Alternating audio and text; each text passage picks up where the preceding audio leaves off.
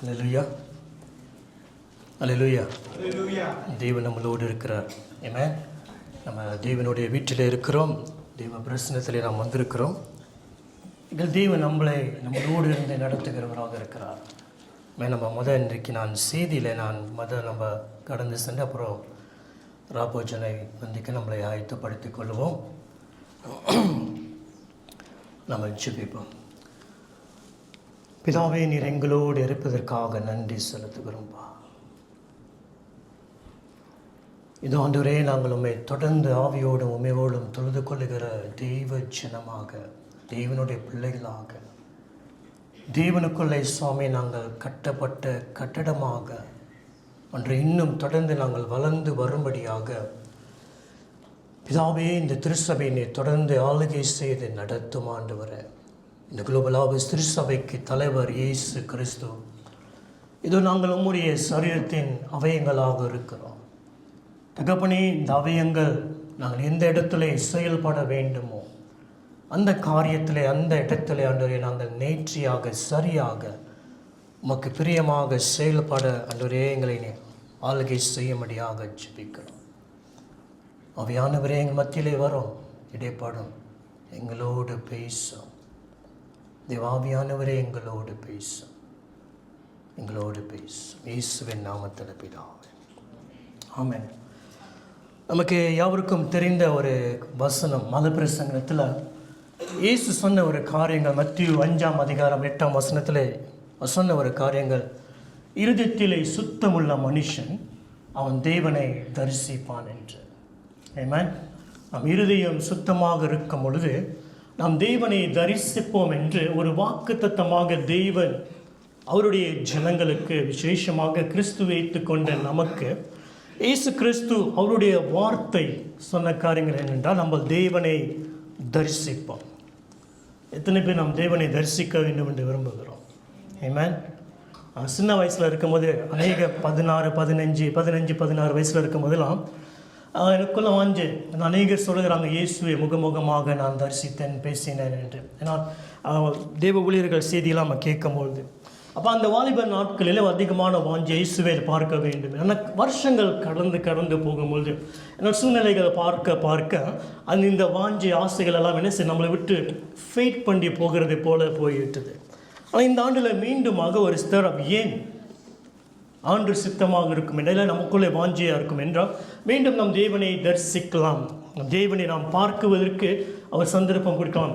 இல்லை, தேவனை பார்க்கிறதுக்கு அநேக காரியத்தில் நாம் தேவனுடைய காரியத்தை நாம் பார்க்கலாம் என்று அந்த வாஞ்சியை மீண்டுமாக எனக்குள்ளே எழுப்பப்பட்டது. அதை பற்றி கொண்டு நான் வேதம் சொல்லுகிறது, ஆண்டவர் தான் நினைச்சுகிறார் நமக்குள்ளே அந்த வாஞ்சியை கொண்டு வருகிறாராம். அந்த வாஞ்சியை வரும்போது அந்த வாஞ்சியை எடுத்துக்கொள்ளுவோம் என்றால், அந்த வாஞ்சியை நாம் அக்செப்ட் பண்ணுவோம் என்றால் கிருகை அவர் செய்கிறார். ஆமென். இந்த வசனம் சொல்லுகிறது, இருதயத்தில் சுத்தமுள்ள மனுஷன் பாக்கியவான், அவன் தேவனை தரிசிப்பான் என்று. யாக்கோப்பு திருச்சபைக்கு எழுதும் பொழுது, இந்த யாக்கோப்பு ஜேம்ஸ் சொல்லும் பொழுது, திருச்சபைக்கு அவர் ஒரு மூப்பராக இருக்கிறார். அவர் சொல்கிற ஒரு காரியம் என்னென்றால், நம்ம தேவன் கிட்டி நம்ம என்ன செய்ய வேண்டும்? வர வேண்டும். நாம் தேவனை கிட்டி வரும் பொழுது அவர் நம்ம இடத்துல கிட்டி வருகிறார் என்று வேதம் சொல்லுகிறது. ஆமென். என்னோட சேர்ந்து நம்ம சொல்லுவோம். நான் சொல்கிறது நீங்கள் சொல்லுங்கள், ஆண்டவரே, என்னுடைய வாழ்க்கையில் நீங்கள் எனக்கு வேண்டும். என்னுடைய அனுதீன வாழ்க்கையில் நான் உங்களை பார்க்க விரும்புகிறேன். ஆமென். வாசிக்க கேட்பேன். எபேசியர் 1ஆம் அதிகாரம், புக் ஆஃப் எபேசியன் சாப்டர் 1, 4வது வசனம், verse 4.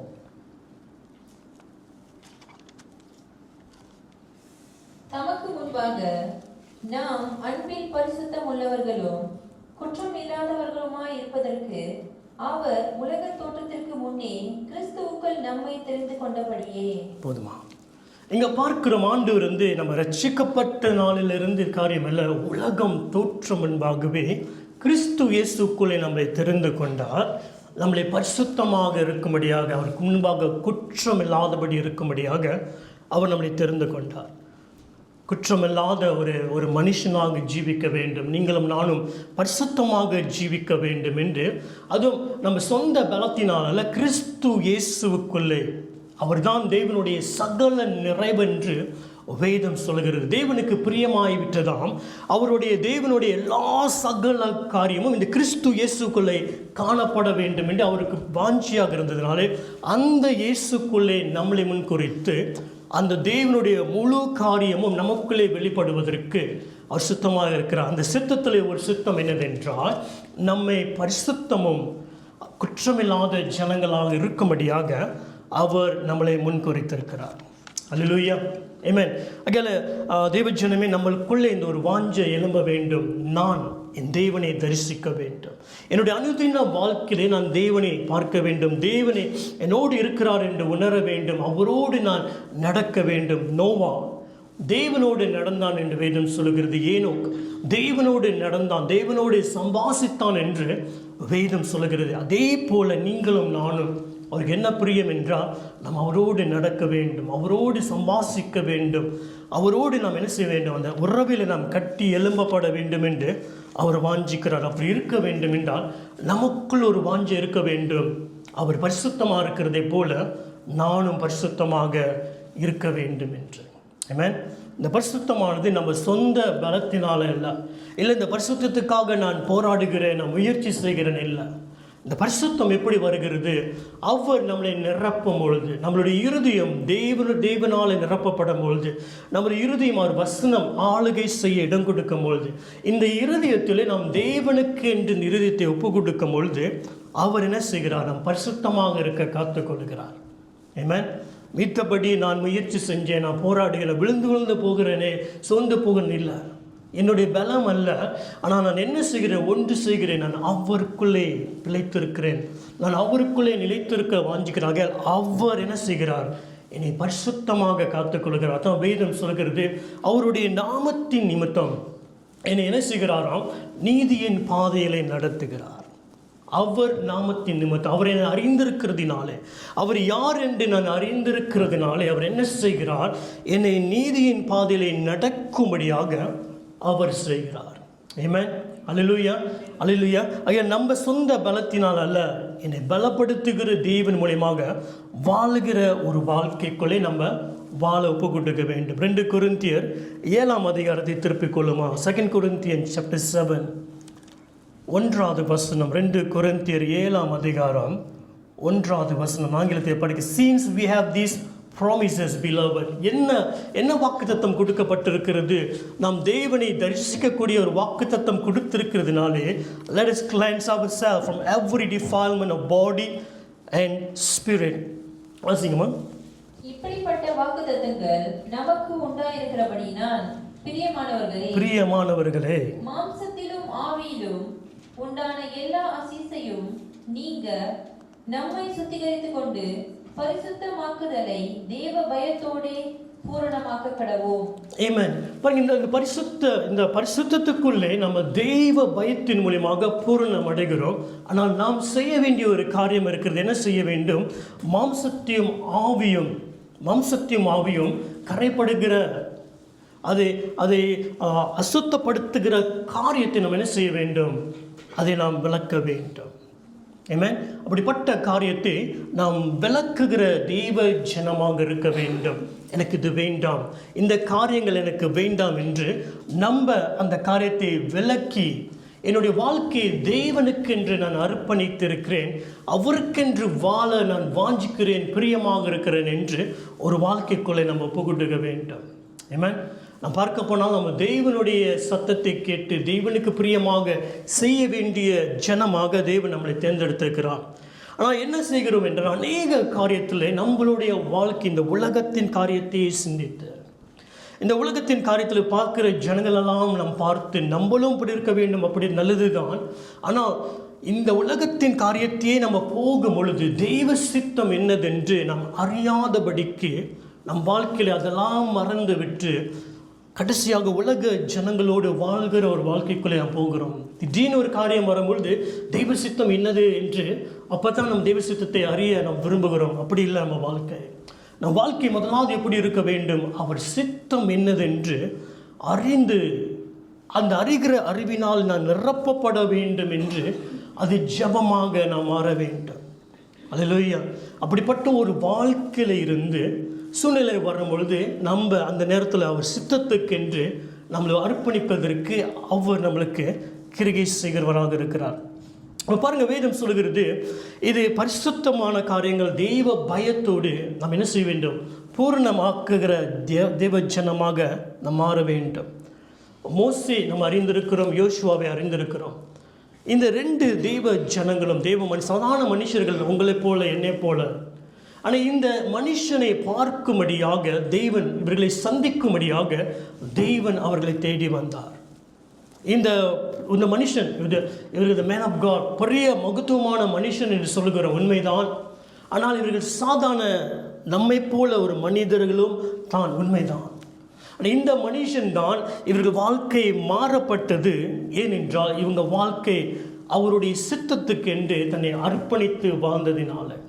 இந்த மோசே சந்திக்கும் போது நம்மளுக்கு தெரியும், இந்த முள்செடி நடுவிலே அவர் தோன்றின பின்பு இந்த மோசேக்குள்ள ஒரு கிரியாசிட்டி, என்னடா இந்த புஷ், என்னது புஷ் என்ன சொல்லுவாங்க, முள்செடி எரியுது, ஆனால் அதில் நெருப்பு இருக்குது, ஆனால் செடி எரிய மாட்டுதுன்று இந்த கிரியாசிட்டி என்ன செய்தது, அவனை அந்த செடிக்கு கொண்டு போக முடியாத போனது. அவன் கிட்டி நெருங்க வருமோ அவர் பார்த்தா அவன் கிட்டி நெருங்குறான் என்று சொல்லி பின்பு அவர் சொல்லுவான், மோசே நீ கிட்டி நெருங்காத. அவன் என்ன சொல்கிறார், உன்னுடைய காலில் போட்டிருக்கிற அந்த செண்டல் என்ன செய்ய, பாதரட்சினி கலட்டி போடு. ஏன்னா நீ இருக்கிற ஸ்தலம் பரிசுத்தமான ஒரு ஸ்தலம். நாம் ஜீவனுள்ள தேவனை சந்திக்கிற ஜனங்களாக இருக்கிறோம். அது வாலிபர்களாக இருக்கலாம், பெரியவர்களாக இருக்கலாம். ஜீவனுள்ள தேவனை சந்திக்கும்படியாக அவர் நம்மளை தேர்ந்தெடுத்திருக்கிறார், அழைத்தும் இருக்கிறார். இந்த பெரிய அழைப்பை பெற்றுக்கொண்ட நாம் நம்மளுடைய வாழ்க்கை இந்த உலகத்தோடும் இந்த அசுத்தத்தோடும் வாழக்கூடிய வாழ்க்கை முடியாது. பரிசுத்தமான தேவனை சந்திக்க போகிற நம் வாழ்க்கை பரிசுத்தமாக மாற வேண்டும். அந்த பரிசுத்தத்துக்கு நம்ம ஒப்பு கொடுக்க வேண்டும். ஆமென். இந்த யோசுவாவும் அப்படிதான். இந்த யோசுவா பார்க்கும்போது இவனும் பெரிய யுத்த வீரன் தான். இந்த யோசுவா தான் மீண்டுமாக இஸ்ரவேல் ஜனங்களை நடத்த வேண்டும். ஆனால் மீண்டுமாக இயேசு கிறிஸ்து, இந்த தூதன் என்று இந்த வேதம் சொல்லும் இயேசு கிறிஸ்து அன்றைக்கு அவனோடு தோன்றி இந்த யுத்தத்தின் தளபதியாகிய இயேசு கிறிஸ்து அவங்க வரும்போது சொல்லுகிறார், உன் காலில் இருக்கிற இந்த பாதையர்ச்சி என்ன செய்கிற, நீ கலட்டி போடி, நீ இருக்கிற ஸ்தலம் பரிசுத்தமான ஸ்தலம் என்று. பரிசுத்தமான தேவன் இருக்கிறார். அகையில் அவர் சுற்றி இருக்கிற காரியம் எல்லாம் பரிசுத்தமாக இருக்க வேண்டும். அகையில் அசுத்தமான காரியத்தை நீ என்ன செய்ய, தள்ளி போடு, கிட்டி கொண்டு வராத. நான் நீ தரிசிக்கிறவர் பரிசுத்தமான தேவன். ஆமென். அங்கே இருதயத்திலே சுத்தமுள்ள மனுஷன் பாக்கியவான். அவன் இந்த பரிசுத்தமான தேவன் என்ன செய்வான், தரிசிப்பான். அன்றைக்கு தேவன் வெளியே இருக்கும் பொழுது இந்த காரியத்தை சொல்லுகிறார். இன்றைக்கு இந்த தேவன் வெளியே இல்லை, இந்த தேவன் எங்கே இருக்கிறார், நமக்குள்ளே வாசமாக இருக்கிறார். ஆமென். அவர் நமக்குள்ளே வாழ்ந்து வருகிறார். ஆக இந்த தேவன் நமக்குள்ளே வாழ்ந்து இருக்கிறார் என்றால் நம்மளுடைய வாழ்க்கை, நம்ம வெளியரங்கமான காரியங்கள் ஒரு நல்லது தான். நம்ம சுத்தமாக இருக்க வேண்டும், அசுத்தப்படுத்தக்கூடாது. ஆனால் ஒன்று மறந்துடக்கூடாது, இந்த தெய்வன் எனக்குள்ளே வாசமாக இருக்கிறதுனாலே, அவர் என்னுடைய இருதயத்துக்குள்ளே வாசமாக இருக்கிறதுனாலே என்னுடைய இருதயத்தை நான் பரிசுத்தமாக காத்துக்கொள்ள வேண்டும். ஆக என் இருதயத்தை தீட்டுப்படுத்துகிற காரியங்கள் உண்டு. என் இருதயத்தை தீட்டுப்படுத்துகிற காரியங்கள் அதிகமாக இருக்கிறது. அந்த காரியத்தை நான் என்ன செய்ய வேண்டும், என் இருதயத்திலிருந்து அதை கலட்டி நான் போட வேண்டும். ஒவ்வொரு நாளும் நீங்கள் ஒவ்வொரு சூழ்நிலையை சந்திக்கும் பொழுது, ஒரு மனுஷனோடு பேசும்போது, பழகும் பொழுது, இல்லை ஒரு சூழ்நிலையிலே கடந்து போகும் பொழுது, இல்லை ஒரு வேலை காரியத்தை செய்யும் பொழுது உண்மையாக சரியாக பார்ப்போம் என்றால் நம்மளுடைய உள்ளான ஒரு மனிதன் சுவாபங்கள் அங்கே வெளிப்படும். சன்னத்தை ஒரு மனுஷர்களை பார்க்கும்போது நமக்குள்ளே வெறுப்பு வருகிறது, ஒரு கசப்பு வருகிறது. இது நம்ம இருதயத்திலேருந்து வருகிற ஒரு சுவாபங்கள். இந்த காரியங்கள் நம்ம இருதயத்தை தீட்டுப்படுத்துகிறது. இன்னொரு இடத்துல போகும் பொழுது, ஒரு காரியங்களை செய்யும் பொழுது நமக்குள்ளே ஒரு மேற்றுமை உண்டாகிறது. எனக்கு எல்லாம் தெரியும், நீ என்ன சொல்லி நான் என்ன கேட்குறது என்று நமக்கு பார்க்குறதுக்கு நம்ம பெருசாக ஞானி போல இருக்கும். உண்மையாக உள்ளான மனுஷன் என்ன செய்கிறோம் என்றால் இருதயத்தை தீட்டுப்படுத்துகிறோம். இது அவருக்கு பிரியமான காரியம் அல்ல. அதில் ஒவ்வொரு நாளும் எனக்கு ஒரு சந்தர்ப்பம் என்னதென்றால், என் இருதயத்தை நான் ஆராய்ந்து பார்க்கக்கூடிய ஒரு சந்தர்ப்பத்தை பெற்றிருக்கிறேன். எனக்கு கோபம் வருகிறது, உண்மைதான். ஆனால் அந்த நேரத்தில் என் இருதயத்தை ஆராய்ந்து பார்க்கிறேன். ஏன் இந்த கோபம் வருகிறது? சும்மா எனக்கு கோபம் வருகிறது, தேவையில்லாத ஜனங்கள் மேலே வெறுப்பு வருகிறது என்றால், இது தவறான இருதயம் எனக்குள்ளே இருக்கிறது. என் இருதயத்தை நான் சுத்தம் பண்ண வேண்டும். ஏனென்றால் எனக்குள்ளே ஜீவிக்கிற தேவன் பரிசுத்தராக இருக்கிறதுனாலே என் இருதயம் தீட்டுப்படாதபடிக்கு நான் ஒவ்வொரு நாளும் அவரோடு என்ன செய்கிறேன்? என்னையே நான் ஆராய்ந்து பார்த்து கொண்டு நான் சுத்தமாக என்னை என்ன செய்கிறேன்? அவருக்குள்ளே ஒப்பு வைத்து அவர் என்னை பரிசுத்தமாக்கும்படியாக நான் செய்கிறேன். ஆமென், அல்லேலூயா. இந்த ஆண்டிலே நாம் வேதம் சொல்கிற நம்ம மகிமைக்கின் மேல் மகிமை அடைகிற ஜனங்களாக இருக்கிறோம். நம்ம அல்ல, பரிசுத்த ஆவியானவர் அவரை நாம் என்ன செய்கிறார்? மகிமைக்கின் மேல் மகிமை அடைய செய்கிறார். யாருக்கு ஏற்றப்போல மகிமை அடைய செய்கிறார் என்றால், இயேசு கிறிஸ்துவுக்கு ஏற்றாக மகிமை அடைய செய்கிறாங்க. எபேசியர் 1:4 சொல்லுகிறது, உலகம் தோன்றும் முன்பாக என்னை மறுரூபமாக்கக்கூடிய ஒரு சாயலாக இருக்கிற இயேசுவுக்கு முன்பாக நான் பரிசுத்தத்திலும் குற்றமில்லாதவனும் இருக்க வேண்டும் என்று அவன் முன்குறித்திருக்கிறார். என்றால் யார் இந்த கிரியைகளை செய்கிறார்? ஆவியானவர் செய்கிறார். ஆமென். இந்த ஆவியானவர் ஒவ்வொரு நாளும் நம்மளோடு இருக்கிறதுனாலே நாம் அவரோடு என்ன செய்ய வேண்டும்? பழகுகிற, பேசுகிற ஒரு தெய்வ ஜனமாக நாம் மாற வேண்டும். அன்றைக்கி சமீபத்தில் ஒரு வீடியோ கிளிப் மாதிரி கேட்டேன். அவர் சொல்லுகிறார், ஒரு சிம்பிளாக கற்றுக் கொடுக்கிறார். ஆவியானவர் நமக்குள்ளே இருக்கிறார். ஆனால் இந்த ஆவியானவரோடு நம்ம இருக்கிறார் என்று உணர்ந்து வாழாத ஒரு வாழ்க்கைக்குள்ளே இருக்கிறோம். அதை சிம்பிளாக கற்றுக்கிட்ட சொல்கிறார் என்றால், நமக்குள்ளே இருக்கிற ஆவியானவரை பார்த்து தேங்க்யூ ஹோலி ஸ்பிரிட், நன்றி ஆவியானவரே என்று ஒரு சும்மா சாதாரண சிம்பிளான ஒரு காரியத்தை சொல்கிறார். எனக்குள்ளே நீங்கள் இருக்கீங்களே, அதுக்காக நன்றி ஆவியானவர் என்று சொல்கிறார். நீங்கள் தி வெல்கம் யூ ஹோலி ஸ்பிரிட், உங்களை வர வைக்கிறேன் ஆவியா. சின்ன சின்ன ஒரு காரியம் தான் கற்றுக் கொடுக்குறாரு. இப்படிப்பட்ட காரியத்தை நம்ம சொல்ல சொல்ல சொல்ல டெய்லி லைஃப்பில் ஒரு சுச்சுவேஷனில் போகிறோம், இல்லை நமக்குள்ளே முடியல, கோபம் தான் இருக்குது, கசப்பு தான் இருக்குது, ஆங்காரம் தான் இருக்குன்றால் நம்ம சொல்ல, holy spirit I welcome you. இந்த சுச்சுவேஷனுக்குள்ளே ஆவியானவரே உங்களை நான் வர வைக்கிறேன். அப்போ சிம்பிளாக சொல்கிற, ஆவியானவரே நான் உங்களை நேசிக்கிறேன், ஆவியானவரே ஐ சரண்டர் மை செல்ஃப். ஒரு ஃபியூ சென்டென்ஸான ஒரு வார்த்தை தான், ஆனால் இது டெய்லி நம்ம பழகும் பொழுது நம்மளோட கான்ஷியஸ் மாறுது, என்னோட சிந்தனை மாறுகிறது, என் ஃபோக்கஸ் மாறுகிறது. என்னென்றால் எனக்குள்ளே அவர் வசந்தி வருகிறார், எனக்குள்ளே ஜீவித்து இருக்கிறார். அதான் ஒன்று யோவான் சொல்லுகிறது, உலகத்தில் இருக்கிறவனோட எண்ணில் இருக்கிறவர் பெரியவர். அங்கே எனக்குள்ளே ஒருவர் இருக்கிறார், பெரியவர் எனக்குள்ளே வாசம் பண்ணி கொண்டு இருக்கிறதுனாலே அந்த கான்ஷியஸ்குள்ளே நான் வரும் பொழுது என் வாழ்க்கை என்ன மாறுகிறது? நான் பரிசுத்தமாக இருக்க வேண்டுமே. திடீர் சமயத்தில் நம்ம மறந்துடும். நம்மளுக்குள்ளே மறுக்க சமயத்தில் இந்த வாரம் பார்த்திங்கன்னா ரொம்ப சீக்கிரமாக காடிக்காரன் வெட்டினாலே எனக்கு கோபம் வருது. அப்போ 2-3 நாள் போன பார்க்க முடியாது, இது சரியில்லை. அப்போ அந்த இடத்துல நான் என்ன செய்கிறேன்? ஆண்டவர்கிட்ட ஒப்பு கொடுக்கிறேன். முடியல ஆண்டவரே, இது தப்பு, எனக்குள்ளே ஏதோ ஒரு காரியங்கள் இருக்குது, தேவனுக்கு பிரியமில்லாத காரியங்கள் எனக்குள்ளே காணப்படுகிறது, தேவையில்லாத காரியங்கள் காணப்படுகிறது. இது எனக்குள்ளே இருந்து என்ன செய்ய வேண்டும்? விட்டு விலக பண்ண வேண்டும். நான் என்ன செய்கிறேன்? தேவனோடு அந்த இடத்துல, அந்த நேரத்தில் நான் அவரோடு பேசுகிறேன். என் இருதயத்தை நீங்கள் என்ன செய்யுங்க? கழுவுங்க, சுத்தம் பண்ணுங்க. இப்போ பரிசுத்தம்னா பாவம் இல்லாத காரியத்தை மட்டும் இல்லை, பரிசுத்தம் என்றால் எந்த இடத்திலும் கரை தேவையில்லாதபடிக்கு நம் இருதயத்தை காற்றுக்கொள்ள வேண்டும். ஆமென். பாருங்க, யோசேப்பு, இவனுக்கு தேவன் நோக்கம் வைத்திருக்கிறார். இந்த யோசேப்பை கொண்டு ஒரு ஏறக்குறைய 14 வருஷம் இல்லை 13 வருஷம் சென்று தேவன் பெரிய இந்த உலகத்துக்கு வைத்திருக்கிற ஒரு திட்டங்களை இந்த வாலிபன் மூலியமாக ஆண்டவர் செய்ய வேண்டும். ஆனால் இந்த யோசேப்புக்கு நடந்த காரியத்தை நாம் பார்ப்போம் என்றால், சொந்த சகோதரர்களை காட்டி கொடுத்து இவர்களை கேவலமாக பேசி, நிந்தையாக பேசி, உன்னுடைய சொப்பனை என்னத்தான் வரட்டுன்னு பார்க்கலாம் என்று இவனை அடிக்க வேண்டிய காரியமெல்லாம் பேசினார்கள். அதுக்கு அடுத்து தப்பு செய்யாத இடத்துல தப்பு செஞ்சேன் என்று விளக்கப்பட்ட காரியத்தை எல்லாவற்றையும் பேசினாலும், இந்த யோசேப்பு என்ன செய்தான் என்றால், தன்னுடைய இருதயத்தை அவனே செய்தான், காத்து கொண்டான். அவன் இருதயத்தை பரிசுத்தமாக அவன் காத்து கொண்டான். ஜனங்கள் வெறுத்தார்கள், சொந்த சகோதரன் வெறுத்தார்கள். அவனை செத்து போனால் நல்லது என்று சொன்னார்கள், அதுக்கு முயற்சி செய்தார்கள். ஆனால் சூழ்நிலைகள் மாறப்பட்டது, அடிமையாக மாற்றப்பட்டார்கள். இது எல்லாமே அவனுடைய இருதயத்தை கசப்பு, வெறுப்பு, கோபம், இல்லை ஒரு இது வந்தால் இவன் அடித்து சாவடிக்கலாம் என்ற எண்ணங்களாக இருக்கலாம். ஆனால் அப்படிப்பட்ட காரியம் அவனுடைய இருதயத்துக்குள்ளே வாசிக்காதபடிக்கு அவன் என்ன செய்தான்? அந்த இருதயத்தை காத்து கொண்டான்.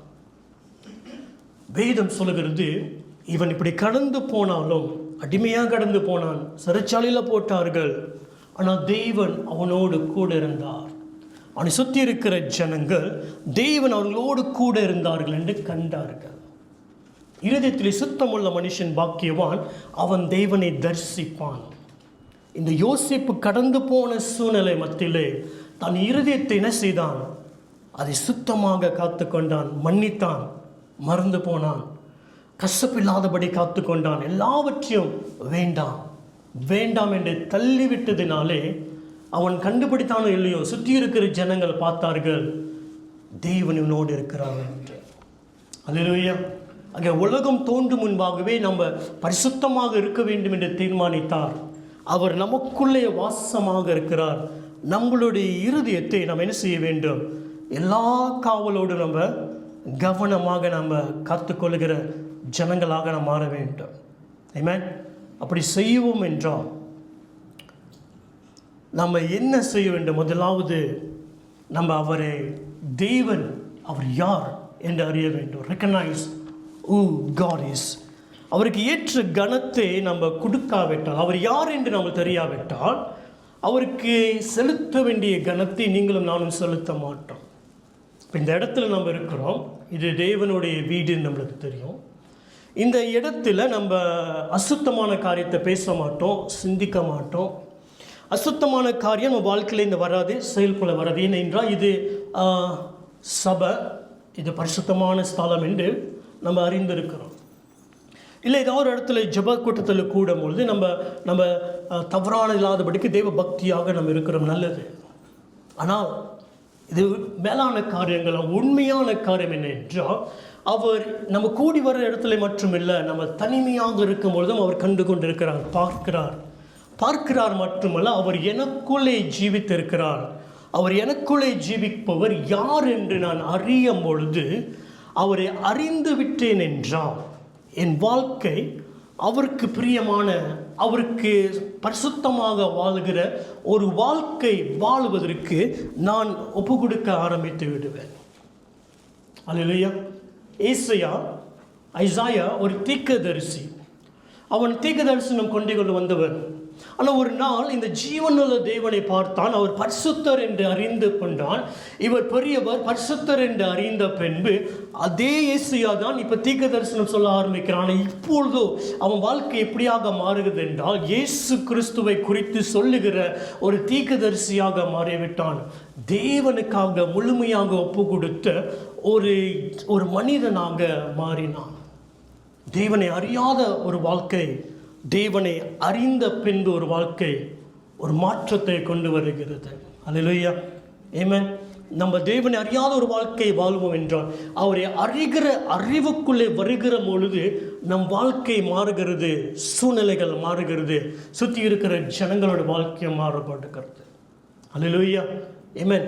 வாசிக்கலாம். மலாக்காய் 1ஆம் அதிகாரம் 11வது வசனம். 11 வாசித்த பின்பு 14 வாசிக்கலாம். சூரியன் உதிக்கிற திசை தொடங்கி அது அஸ்தமிக்கிற திசை வரைக்கும் என் நாமம் ஜாதிகளுக்குள்ளே மகத்துவமாயிருக்கும். எல்லா இடங்களிலும் என் நாமத்திற்கு தூபமும் சுத்தமான காணிக்கையும் செலுத்தப்படும். என் நாமம் ஜாதிகளுக்குள்ளே மகத்துவமாயிருக்கும் என்று சேனைகளின் கர்த்தர் சொல்லுகிறார். இங்கே சொல்லுகிறது, எல்லா தேசங்களுக்கும் பார்க்கும்போது அவருடைய நாமம் பெரிதாக இருக்கும், மகத்துவமாக இருக்கும். அவருக்கு முன்பாக பரிசுத்தமான தூபங்கள் காண்பிக்கப்படும். 14ஆம் வசனம். தன் மந்தையில் கடா இருக்கையில் கெட்டு போனதை ஆண்டவருக்கு நேர்ந்து கொண்டு பலியிடுகிற கபடஸ்தன் சபிக்கப்பட்டவன். என் நாமம் ஜாதிகளுக்குள்ளே பயங்கரமாயிருக்கும், நான் மகத்துவமான ராஜா என்று சேனைகளின் கர்த்தர் சொல்கிறார். பாருங்க, இப்போ அவரே சொல்கிறார், நான் பெரியவர், நான் மகத்துவமான ராஜா, என்னுடைய நாமத்தின் நிமித்தம் எல்லா ஜனங்களும் பயந்து இருப்பார்கள் என்று அவர் தன்னை குறித்து சொல்கிறார். ஆனால் இதுக்கு முன்பாக என்ன நடந்தது என்றால், இஸ்ரவேல் ஜனங்கள் அவர் தேவனை பின்பற்றுகிற ஜனங்கள். ஆனால் இந்த ஜனங்கள் தேவனுக்கு செலுத்த வேண்டிய கனத்தையும் மரியாதையும் அவங்க செலுத்தாததுனாலே இங்கே அந்த ஜனங்களோடு பேசி சொல்லுகிறார், என்னுடைய நாமம், நான் யார், எப்படிப்பட்டவர் என்றால், ஜாதிகள் என்னை பார்த்து என்னை மகிமைப்படுத்துகிற ஒரு ஸ்தானத்தில் இருக்கிறேன். ஜனங்கள் எல்லாம் எனக்கு ஒரு கனத்தையும் மரியாதையும் செலுத்த வேண்டிய நான் ஸ்தானத்தில் இருக்கிறேன். அப்படி இருக்கிற நான், இஸ்ரவேல், நீங்கள் என்ன செய்கிறீர்கள் என்றால், எனக்கு செலுத்த வேண்டிய அந்த கனம், அந்த மரியாதை செலுத்தாதபடி இருக்கீங்கள். அது ஏன் என்ன நடக்குது என்றால், இவர் யார் என்று அவங்க அறியாத இருக்கிறதுனாலே அவருக்கு செலுத்த வேண்டிய அந்த கனமான வாழ்க்கை வாழாதபடி இருக்கிறார்கள். இன்றைக்கு நம்ம வாழ்கிற வாழ்க்கை தேவனுக்கு பிரியமில்லாதபடி இருக்கும் என்றால், இன்றைக்கு நாம் வாழ்கிற வாழ்க்கை தேவனுக்கு பரிசுத்தமாக இல்லாதபடிக்கு நான் அசுத்தமான காரியத்தில் வாழ்கிறேன் என்றால், ஒரு காரியம் என்னதென்றால், நான் அவரை இன்னும் அறியாததினாலே நான் காரியம் செய்கிறேன். அறியாத என்னென்றால், நான் அவர் எப்படி இருக்கார் என்று அதை சரியாக அறிந்து கொள்வதற்கு எனக்குள்ளே மனதில்லாதபடி இருக்கிறது.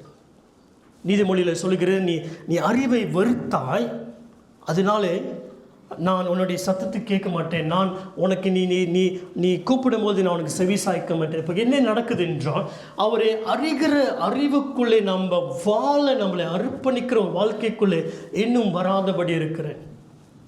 ஜென்டால்ஸ்க்காக எழுப்பப்பட்ட ஒரு அப்போஸ்தலன், பெரிய அப்போஸ்தலன் பவுல், அவர் எடுக்கிற முழு ஜபம் என்னென்றால், சபையானது தேவனை அறிகிற அறிவினால் தான் நிரப்பப்பட வேண்டும். அவருடைய அவர் யார் என்று அறிகிற அறிவினாலே நிரப்பப்பட வேண்டும். இதுதான் முக்கியமான ஜபமாக இருக்கிறது. அதில் நம்மளுடைய வாழ்க்கை அவருக்கு ஆதி முதல் நம்மளை முன்குறித்தவருக்கு முன்பாக பரிசுத்தமாக வாழவில்லை, அவருக்கு நம்ம சரியாக கனம் செலுத்தவில்லை என்றால், அவர் யார் என்று அறிகிற ஒரு அறிவுக்குள்ளே நம்ம தேர்ந்தெடுக்காதபடி இருக்கிறோம். அதில் இந்த வருஷத்தில் நம்ம இந்த ஒரு 4 வாரமாக சண்டே தேவனுடைய கிருபையினால 4வது வாரம் மீண்டுமாக தேவனுடைய வீட்டில் நாம் வந்திருக்கிறோம். அதற்காக தேவனுக்கு நன்றி செலுத்த வேண்டும். இன்னும் ஒரு 11 மாதத்துக்கு போக போனால் இந்த ஆண்டிலே நம்ம ஒரு தீர்மானிப்போம் என்றால், ஏன் இந்த ஆண்டிலே நான் என்னை படைத்த என் தேவனை அறிகிற அறிவிலே நான் வளரக்கூடாது? நான் சும்மா சாதாரண இந்த வேதம் சிந்தனைக்குள்ள அறிவை மட்டும் நான் சொல்லவில்லை.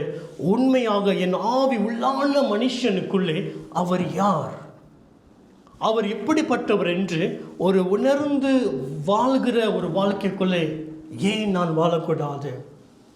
இந்த ஆபிரகாமை சந்திக்கும்படியாக ஒரு நாள் ஆண்டவரும் தூதர்களும் தேவனும் அந்த சோதோம்குமாரவை கடந்து போக முன்பாக ஆபிரகாமை சந்திக்கிறார்.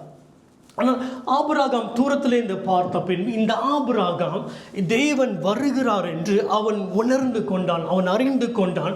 அவரை பார்த்து இவன் ஓடுகிறான். அவரை ஓடி பின்பு அவன் அழைத்து வருகிறேன், என் வீட்டுக்கு வா, என்னோடு என் வீட்டில் வந்து நீ புசித்திரு என்று. எப்படி தெரியும்? வருகிறது தேவனுடைய காரியமாக இருக்கிறது. எப்படி அவன் அறிந்து கொண்டான்? இவன் தேவனோடு சம்பாசித்தான். தேவனோடு இவன் வாழ்ந்ததினாலே, சம்பாசித்ததினாலே வருகிறது தேவன் என்ற பிறகு. இவன் பெரிய பணக்காரனாக இருக்கலாம், ஆனால் இவன் செய்த காரியம் என்ன எல்லாம் தெரியுமா? தேவனுக்கு முன்பாக தன்னை தாழ்த்தி அவருக்கு சேவை செய்கிற மனுஷனாக தன்னை ஒப்பு கொடுத்தான். தேவஜனமே, நம்ம தேவனுக்கு முன்பாக தாழ்த்துகிற பொழுது அவர் என்ன செய்கிறார்?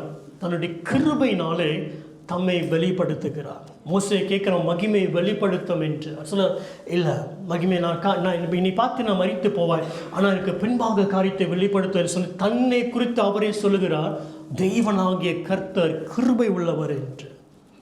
அவர் தன்னை குறித்து சொல்கிறார், தேவனாகிய கர்த்தர் கிருபை உள்ளவர் என்று. அந்த கிருபை தான் நம்ம என்ன செய்யும் என்று இந்த ஆண்டிலே அவர் யார் என்று அறிகிற அறிவுக்குள்ளே நம்ம நடத்தோம். அல்லேலூயா. அந்த கிருபை அறிய வேண்டும் என்றால் நீங்களும் நானும் அவருக்கு முன்பாக, மீண்டும் சொல்கிறேன், அவருக்கு முன்பாக நம்மளை தாழ்த்த வேண்டும், மனுஷனுக்கு முன்பாக இல்லை.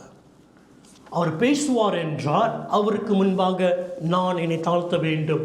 அவர் வசனத்துக்கு முன்பாக தாழ்த்தி மெய்யாகவே அந்த தேவனிடத்தில் எனக்கு உம்முடைய கிருபையை தாங்கள் ஆண்டவர் என்று உண்மையாக கேட்போம் என்றால் அவர் யார் என்று அறிகிற அறிவை நாம் பெற்றுக்கொள்வோம். ஆமென். அதான் அப்போஸ்தலனாகிய பவுல் சொல்கிறார், நான் பெற்றுக்கொண்ட கிருபையை நான் தள்ளிவிடாதபடிக்கு அந்த கிருபை நான் பிடித்து கொண்டேன்.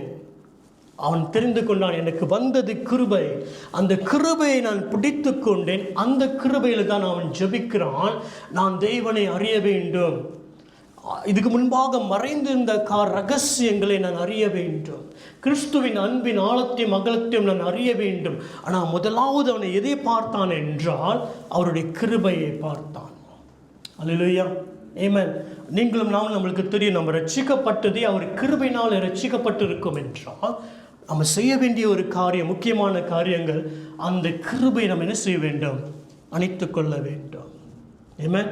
எப்படி யாக்கோப்பு தேவனை பிடாதோடு பிடித்திருப்பான் என்றால் நமக்கு வந்த அந்த கிருபையை நம்ம என்ன செய்யக்கூடாது, அலட்சியம் பண்ணாதபடிக்கு நீங்களும் நானும் பிடித்து கொள்ள வேண்டும். ஆக முதலாவது காரியங்கள், ரெக்கனைஸ் who God is, அவர் யார் என்று நாம் அவரை அறிய வேண்டும்.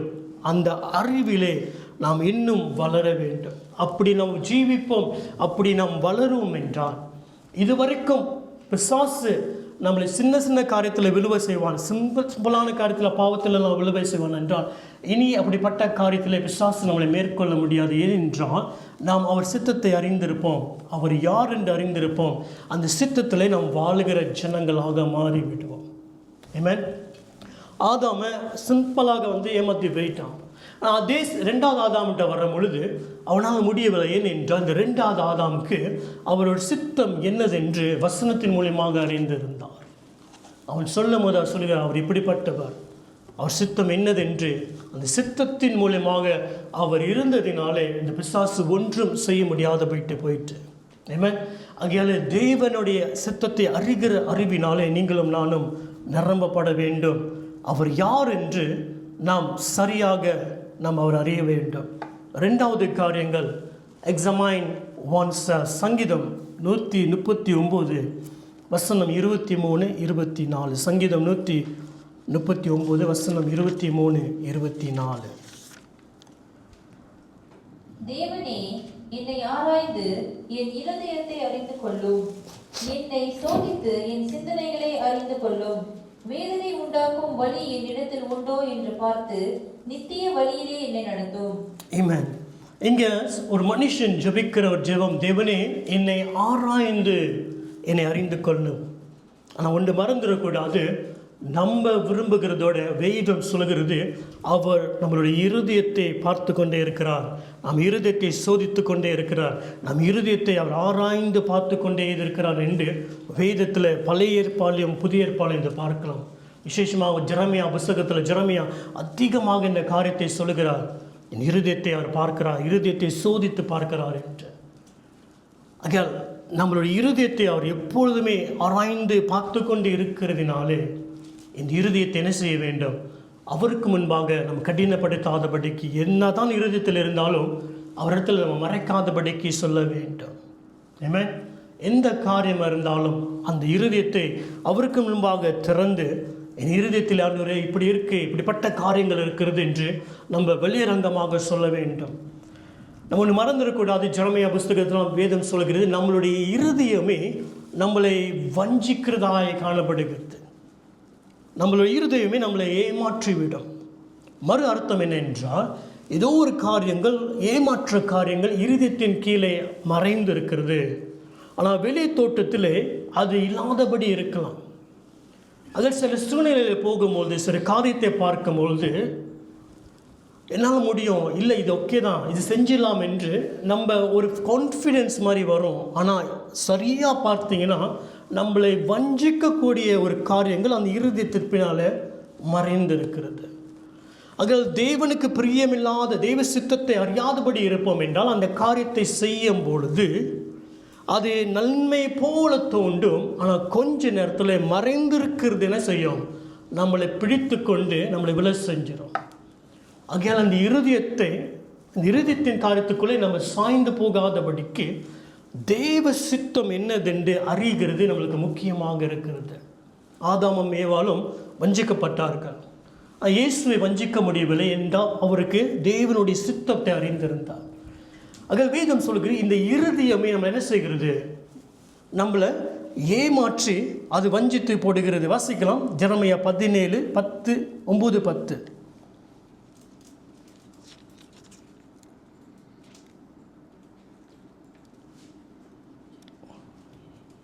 எல்லாவற்றை பார்க்கிலும் இருதயமே திருக்குள்ளதும் மகா கேடுள்ளதுமாய் இருக்கிறது.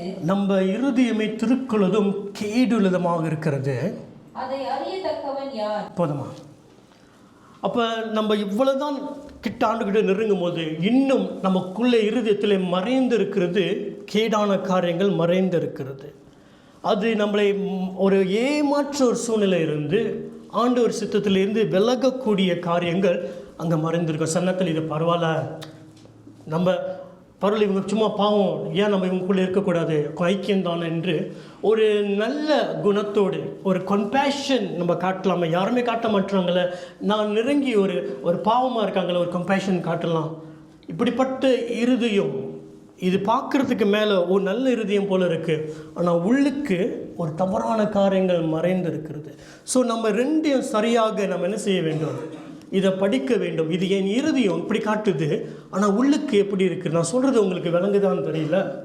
ஆனால் இது நம்ம டெய்லி லைஃப்பில் ப்ராக்டிஸ் பண்ணோம் என்றால் மேலே பார்க்குறதுக்கு நான் நல்லவன் போல் இருக்கிறேன், ஆனால் ஏன் இந்த காரியத்தை நான் செய்ய விரும்புகிறேன், இதுக்கு பின்னால் என்ன ஒரு மோட்டிவ் இருக்குது. வேதம் சொல்லுது, ஆண்டவர் என்ன செய்கிறார், மனுஷன் வெளியேறான காரியத்தை பார்க்க தேவனும் ஆவியை வெயிட் பண்ணுறாராம், நிறுத்து பார்க்குறார். ஸோ நம்ம ஆவிக்குள்ள காரியம் என்ன காரியத்தினால நான் இதை செய்கிறேன் என்று நம்மளை ஆராய்ந்து பார்க்க வேண்டும். நம்ம ஏமாந்து போகாதபடிக்கு, நான் வஞ்சித்து போகாதபடிக்கு. இவங்களுக்கு நல்லது செய்கிறேன் என்றால் நல்லது செய்கிறேன், ஆனால் ஏதாவது காரியங்கள் எனக்குள்ளே மறைந்து இருக்கிறதா, ஏதாவது காரியம் செஞ்சு நான் விழுந்து விடுவேனா, ஒரு கவனமான ஒரு சிந்தனை நமக்குள்ளே இருக்க வேண்டும். ஆகையால் இருதயத்தை நாம் ஆராய்ந்து பார்க்க வேண்டும். ஆனால் தேவன் நம்ம இருதயத்தை ஆராய்ந்து பார்க்கிறார். ஆக இந்த இருதயத்தை ஆராய்ந்து பார்க்கிற தேவனோடு நம்ம இணைந்து கொள்வோம் என்றால் நம்ம சேஃபான சைடில் இருக்கிறோம். ஆமென். ஏன்னா இந்த இருதயம் நம்மளை வஞ்சித்து விடும். ஆனால் ஆராய்ந்து பார்க்கிறவருக்கு என் இருதயத்தோடு நான் இணைந்து நான் செவி சாய்ப்பேன் என்றால் அவர் சொல்லும் பொழுது, ஆமாம் இது நான் நல்லது தான் செய்ய பார்க்குறேன், உள்ளுக்கு என்னமோ மறைந்து இருக்குல்ல, அப்போ அவர் சொல்கிறது ரைட்டு. இப்போ அவருக்கு நான் செவி சாய்ச்சுன்னா அந்த பகுதியில் என்ன செய்கிறேன், நான் காக்கப்படுகிறேன். அந்த இடத்துல என் இருதயங்கள் சரி செய்யப்படுகிறது. இன்னும் ஒரு ஜேர்னி போகும்போது இன்னொரு இடத்துல எனக்கு தெரியும், அந்த இடத்துல இருக்கும்போது என் இருதயம் ஒரு காரியத்தை காட்டும். அப்போ அந்த நேரத்தில் வரும் பொழுது என் இருதயத்தை நான் சுத்தமாக காத்துக்கொள்ள வேண்டும் என்று தேவனோடு செய்யும் பொழுது அந்த இடத்திலும் என் இருதயம் சுத்திகரிக்கப்படுகிறது. நான் இன்னொரு படிக்கு போகிறேன். அல்லேலூயா. ஆக நம்ம வாழ்க்கை ஒரு ஜேர்னியாக இருக்கிறதுனால நம்ம டெய்லி லைஃப்பில் நம்மளை பார்க்க எக்ஸாமைன் பண்ணுகிற ஒரு இடத்துக்குள்ளே வருவோம் என்றால் நம்ம தப்பித்து கொள்ளுவோம். ஆமென். அதான் பவுல் சொல்லுகிறார், ஒவ்வொருவனும் அவன் என்ன செய்ய வேண்டும், தன்னை தானே ஆராய்ந்து பார்க்க வேண்டும் என்று. ஆமென். அதனால தான் இன்றைக்கி ராப்போஜனைக்கு நம்ம போகிறோம். பவுல் இந்த ராப்போஜனை சொல்லும்போது என்ன சொன்னார், ஒவ்வொருவனும் தன்னை தானே ஆராய்ந்து பார்த்து இந்த பந்தியில் அவன் என்ன செய்ய வேண்டும், பங்கு கொள்ள வேண்டும் என்று. ஆமென். தேவஜனமே, நம்ம இருக்கிற காலங்கள் கடைசி காலத்தில் வந்திருக்கிறோம். போன வாரம் பஸ்தப்போல் பேசினாங்க, எடுக்கும்போது சொன்னாங்க, ஆண்டவர் வருவார் என்றால் ஆண்டவர் வருகை சமீபமாக இருக்குது என்று. பொதுவாக இதை நான் பேசுகிறது இல்லை, ஆனால் நானும் சொல்ல விரும்புகிறேன், நம்ம இருக்கிற காலங்கள் கடைசி காலத்தில் வந்திருக்கிறோம். இந்த காலத்தில் மேபி பிசாசு அவனுடைய பெரிய ஒரு ஸ்விங்குள்ளே போகிற காலத்தில் இருக்கலாம். ஆனால் நம்ம எப்போது போல வாழ்ந்து கொண்டு இருக்கிற நேரத்துக்குள்ளே நம்ம இல்லை. ஆக நம்ம இருக்கிற நேரங்கள் ஒரு சும்மா ஒரு கடைசி நேரத்துக்குள்ளே இருக்கிறோம். இந்த கடைசி நேரத்தில் நம்ம எப்படி என்ன வாழலான்னு முடியாது. இந்த கடைசி நேரத்தில் நம்மளும் கவனமாக தெளிவாக நம்ம செய்ய வேண்டிய காரியத்தை நம்ம செய்ய வேண்டும். இன்றைக்கி கேலேருந்து சும்மா இங்கே விசிட் பண்ண தான் ஒரு ஆளை சந்திப்பதற்காக கேலேருந்து இவங்க ஆக்சுவலி பேனிகின் மீட்டிங்கில் ட்ரெயின் பண்ணப்பட்டவங்க, ஜான் மேக்ஸ்வெல் அவர் மீட்டிங்கில் ட்ராவல் பண்ணப்பட்டவங்க. இவங்க ட்ரெயின் பண்ணி யூகேயில் உள்ளவங்க கேலேருந்து இங்கே வந்து சும்மா சந்திக்க வேண்டும், ஆளை சந்திக்க வேண்டும் என்று அதுக்காக வந்தாங்க. அவங்க வந்த பின்பு பாஸ்டர் ரூபன் பரல நீங்கள் பேசுங்கன்னு சொன்னாங்க. பேசும்போது அவங்க சொன்னாங்க, கிறிஸ்துவின் சரீரமாகிய நீங்களும் நானும் எலும்பாததுனாலே, ஒரு சரீரம் இருக்கிறது, அவருடைய சரீரத்தை கிறிஸ்துவின் சரீரமாக இருக்கிறோம். சபையானது நீங்களும் நானும் அவருடைய சரீரமாக இருக்கிறோம். நம்ம அங்கங்கே இங்கே அங்கமாக இருக்கிறோம்.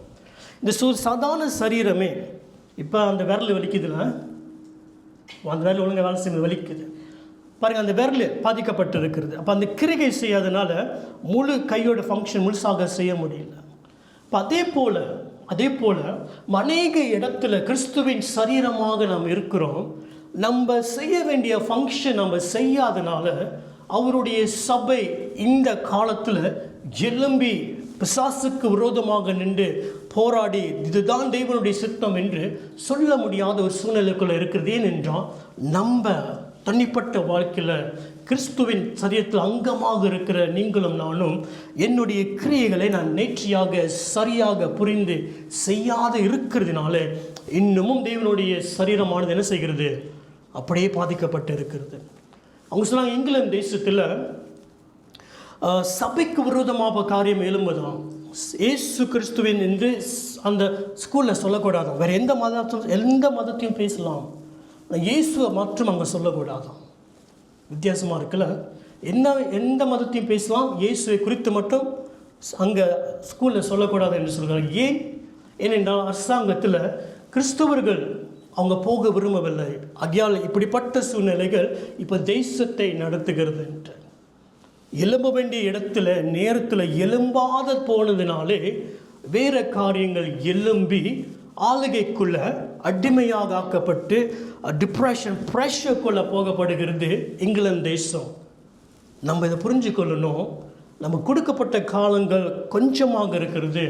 நீங்களும் நானும் கிறிஸ்துவின் சரீரமாகிய நாம் எழும்பாவிட்டால் நமக்கு விரோதமாக எழும்புகிற காரியங்கள் நமக்கு அடிக்கும். அதில் பெரும் சேதங்கள் நமக்கு உண்டாகி இருக்கும். நம்ம விழித்து கொள்ளுவோம் என்றால் அவர் சித்தம் என்னது, அந்த சித்தத்துக்கு நான் ஒப்புக்கொடுப்பேன் என்றால் பிசாசுக்கு எதிர்த்து போராடுவதற்கு அவர் சபை எழுந்து நிற்க முடியும். அல்லேலூயா, ஆமென். ஆக இந்த செய்தியை எங்கே சொன்னாங்க, 4 மணி நேரம் அங்கேருந்து வந்து இந்த செய்தியை கொடுத்துட்டு அவங்க போயிட்டாங்க. ஒரு காரியத்தை மீண்டுமாக சொல்கிறாங்க, நீங்கள் எழும்ப வேண்டும், இந்த தேசம் மீண்டுமாக ரிவைவலுக்குள்ளே போக வேண்டும் என்றால் திருச்சபை எழும்பாவிட்டால் இந்த காரியத்தை நம்ம என்ன செய்ய முடியாது, அடைய முடியாது என்று சொல்கிறார்கள். ஆகிய நீங்களும் நானும் தேவனுடைய சரீரமாக இருக்கிற நீங்களும் நானும் தேவனுடைய சித்தத்தை சரியாக புரிந்து நம்ம எழும்புகிற தெய்வ ஜனமாக மாற வேண்டும். ஆமென், அல்லேலூயா.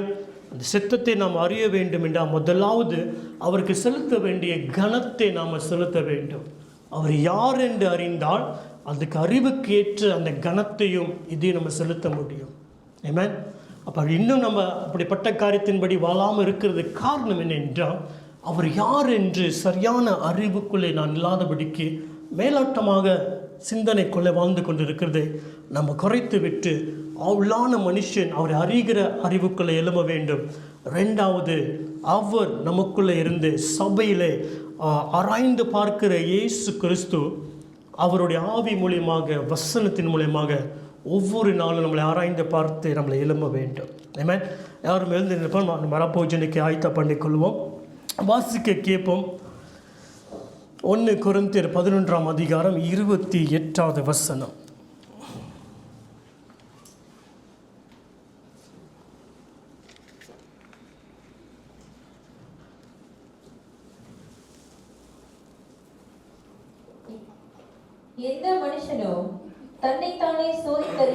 எந்த மனுஷனும் தன்னைத்தானே சோதித்தறிந்து இந்த அப்பத்தை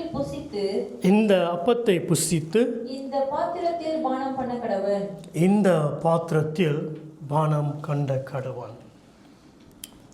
இயேசு கிறிஸ்து உங்களுக்கும் எனக்காக மரித்தார். ஆமென். ஆகையால் இதில் நாம் வாழ்ந்து முன்பாக நம்மளே நாம் ஆராய்ந்து நம்ம என்ன செய்ய வேண்டும், பார்க்க வேண்டும். நம்ம இஷ்டம் போல வாழ்ந்து கொண்டு இருப்போம் என்றால் வேதம் சொல்கிறது கிறிஸ்துவை மீண்டுமாக நம்ம சிலுவையில் அறைகிறோம், இல்லை காலில் போட்டு மிதிக்கிறோம் என்று வேதம் சொல்கிறது. இது கடுமையான காரியங்கள். ஆனால் இதை நம்ம கொஞ்சம் கவனிக்க வேண்டும். நம்ம எல்லாவற்றையும் செய்து முடித்து விட்டால் அவர் பரிசுத்தர், அவர் சித்தத்தின்படி நான் வாழ வேண்டும். என் வாழ்க்கை அதுக்கு ஏற்றாப்போல இல்லாமல் இருக்கும் என்றால் நான் மீண்டுமாக உலகத்துக்கு முன்பாக தோன்ற என்னை ஃபவுண்ட் பண்ண இயேசுவை நான் என்ன செய்கிறேன், நானே என் காலின் கீழே மிதிக்கிறேன் என்று வேதம் சொல்கிறது. ஐயா, நம்ம ரொம்ப கவனமாக இருக்க வேண்டும். நம்ம இஷ்டம் போல் வாழ்கிற வாழ்க்கைக்குள்ளே வர முடியாது. இந்த வசனத்தை நம்ம எடுத்துக்கொண்டு அதுக்கு செலுத்த வேண்டிய மரியாதையும் கனத்தையும் நான் செலுத்த வேண்டும் என்று நம்ம ஒப்பு கொடுத்து வாழ்கிற வாழ்க்கைக்குள்ளே நம்ம ஒப்பு கொடுப்போம்.